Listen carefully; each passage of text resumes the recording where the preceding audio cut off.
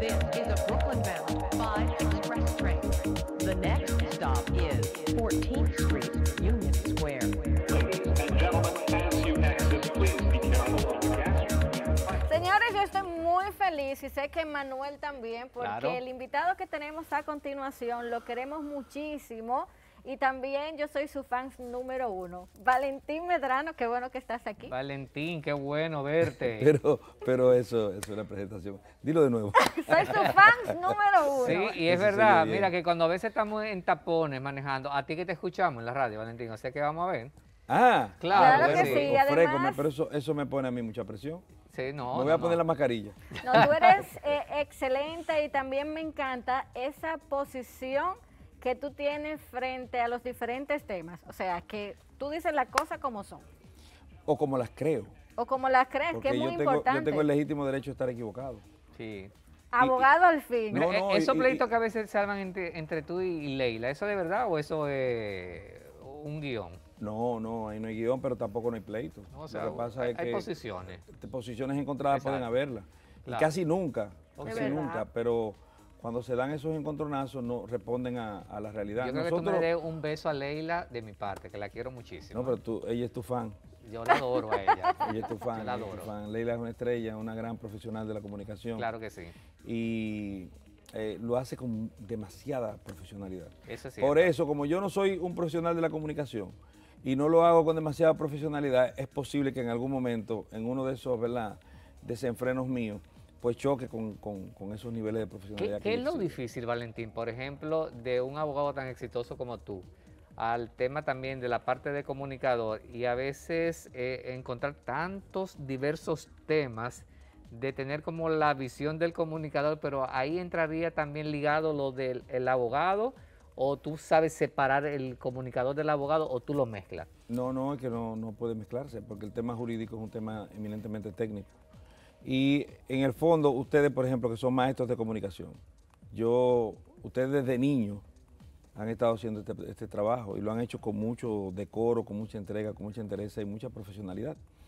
De hecho, ustedes son de los ejemplos que tenemos más longevos en términos de participación en la vida de la comunicación de la República Dominicana y de los más brillantes. Pero ustedes son seres humanos. Claro. Desde que, como decía Héctor Lavoe, cuando se cae el telón, ustedes van a su casa a ser seres humanos normales, que padecen las vicisitudes que padece cualquier ciudadano, cualquier ser humano. Y cuando están siendo seres humanos, lo que están simplemente es alimentándose para lo que tienen que comunicar en un momento determinado. Entonces, uno es abogado. Abogado es una ciencia, parte de la ciencia jurídica en la que uno ejerce, la defensa técnica de una persona que se presume, en unos casos imputados, puede ser el derecho civil, derecho penal, derecho administrativo, muchos tipos de derechos. Entonces, dependiendo de la rama del derecho que se trate, pues entonces uno asume la condición de defensor, de representante, de demandante, demandado, lo que sea en términos jurídicos. Pero es un ciudadano el que está ahí, es un ser humano. Pero ese ser humano que está ahí, en algún momento de su vida, va al supermercado, en algún momento de su vida va al cine, Claro. en algún momento también... Canta. Sí, a veces va a un karaoke, por ejemplo. y cuando eso ocurre, tú interactúas con una realidad que no necesariamente está vinculada de forma específica al ámbito jurídico. Pero debo decir que no hay una ciencia más abarcadora que el derecho. Sí. El derecho está en todo, hasta en esta relación que nosotros tenemos. Mira, por ejemplo, nosotros estamos aquí. Yo estoy derecha.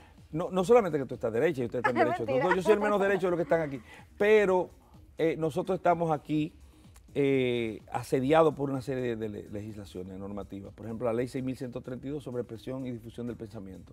Si la violentamos en los artículos 23 y siguientes, de repente nosotros podríamos estar acarreando responsabilidades penales y vernos en unos tribunales por la denominada demanda en daños y perjuicios por difamación. e injuria. Difamación. Es decir, que el derecho es muy abarcador. Y que muy poca gente conoce eso, con el tema de que existen realmente demandas por difamación. Existen demandas por difamación y existen acciones penales por difamación. Cualquier persona que se sienta afectado porque se haya producido algún tipo de difamación o injurias que consideren de alguna forma afectadoras, puede incoar acciones, lo puede hacer por la vía penal, en acciones eminentemente privadas, porque el derecho penal tiene 3 tipos de acciones. Acciones privadas, que cualquier ciudadano que se sienta afectado, que están regladas, puede ir ante los tribunales a hacer una acusación directa. Antes de eso, si necesita auxilio, puede solicitar lo que se denomina un auxilio judicial previo, para que el Ministerio Público recabe los elementos probatorios que necesita ser incorporados para la acusación. Pero también está la acción privada. Usted se siente, puede hacerlo por la vía civil, demanden daños y perjuicios. Mira, tú me causaste este daño, vamos a hacerlo por esta vía. Es decir, que hay lo que se llama en derecho electa una vía. Usted elige esta o elige aquella. No, a mí me encanta. Tú, o sea, tú vives la profesión que tienes como un estilo de vida. O sea, a ti te encanta tu profesión. No, a mí me encanta la profesión de ustedes. Porque si de gusto se trata, no es lo que uno necesariamente hace, sino lo que uno disfruta, lo que te entretiene. Claro. El trabajo de entretenimiento que ustedes hacen, que reitero, y eso lo sabes, tú lo sabes porque te lo he manifestado a ti también, yo soy un gran admirador de lo que ustedes han hecho durante muchísimos años en este país y se han mantenido como una pareja de jóvenes ejemplares. Ustedes no causan alborotos, ustedes no están aquí tratando de buscar like, haciendo cosas rimbombantes, no. Ustedes son muy profesionales y eso es ejemplar, porque manda un mensaje positivo, es de la parte positiva de la comunicación que nosotros tenemos. Entonces, eso lo disfruto yo, no desde aquí, sino desde allá, desde donde están esas personas que nos ven por ahí, desde allá, disfrutándolo, viendo lo que ustedes hacen. Eso me gusta más de lo que yo hago. No, Bueno, pero admiración tú también. salvas como el tener esa responsabilidad de cuando tienes que representar a alguien o tienes que decir, mira, él es inocente, o sea, eso Mira, tiene ahí un valor incalculable. sí, claro, y ahí yo voy a una cosa. Cuando pasa esto y va un enfrentamiento de tribunales, obvio que hay una banda, o sea, hay una parte y otra parte. Pero a ti te ha tocado defender a alguien y de repente ganó esa persona que tú defendiste, pero la otra parte te ve a ti luego cuando tú dices voy a un supermercado y te encuentras con la otra parte. ¿Eso no le da un poco de temor a un abogado? Es un riesgo, pero lo que a mí me ha ocurrido es diferente. A mí me ha ocurrido que una persona, por ejemplo, es mi contrincante en un proceso y resulta pernicioso. Ya tú sabes, te ve como un enemigo en principio, pero entonces cuando tiene un problema me busca como abogado. Sí, porque ese abogado es bueno. Sí, espérate. ¿Ese que me va a sacar a mí? Y el primer ejemplo que yo viví de eso, que me resultó chocante también, digo, wow, fue con el doctor Jorge Lora Castillo, que es un muy buen abogado, Sí. un gran abogado dominicano. Jorge Lora, había una persona que él le dio tanta lata, oye, lo persiguió tanto, lo molestó tanto, que cuando la persona tuvo un conflicto jurídico, dijo, no, yo lo voy a buscar a él para que le haga a aquel lo que me hizo a mí. Y eso es bien interesante porque ocurre con una frecuencia inusitada. Así es. El pasado 7 de enero se conmemoró el Día del Poder Judicial. Retos de la justicia de República Dominicana para el 2022. Y tú como un gran experto en el tema de derecho, ¿qué tú ves de retos para este 2022 en la justicia del país? La justicia dominicana sigue teniendo los mismos retos tradicionales. Fortificación de los dos aspectos, de las dos columnas vertebrales del sistema de justicia, que son la imparcialidad y la independencia. Nosotros no tenemos una justicia independiente, porque la forma de selección incluso de los jueces es una selección política, es una elección política.